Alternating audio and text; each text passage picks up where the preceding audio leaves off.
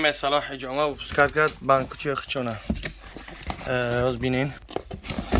این اپاراتوی حجامه خچونه ببینین صلاح حجامه یعنی اینها دیسینه فیرم خودش صلاح حجامه میتونین که انشاءالله زکاس کنین رقم ها که در روی اکرانن زرد نداره حضرت دیگه شو میبینیم نبود دیگه شو میبینیم این خیل صلاح حجامه بینینه مدگیه این خیل هویش میکنیم بردار عزیز مهربان این خیل بینینه صلاح حجامه اینه این خیل اگرون میکنیم میبروه نه درش نشون بده یک دو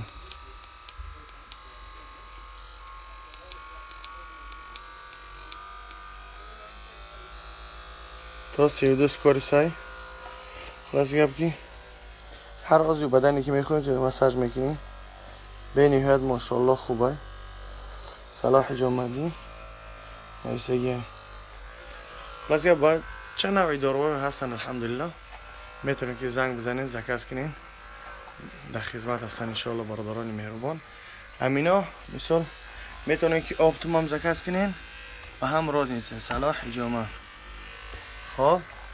الله نگهبانتان باشه و دعا باشین ما در خدمت هستیم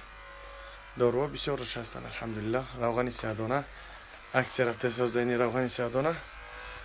400 روبل انشاءالله 400 روبل برای انسانایی که پرستاتی دارن الهدایا چون تو دیگر قرآن تاجیکی روسی یعنی نروی ریب نجیر مثال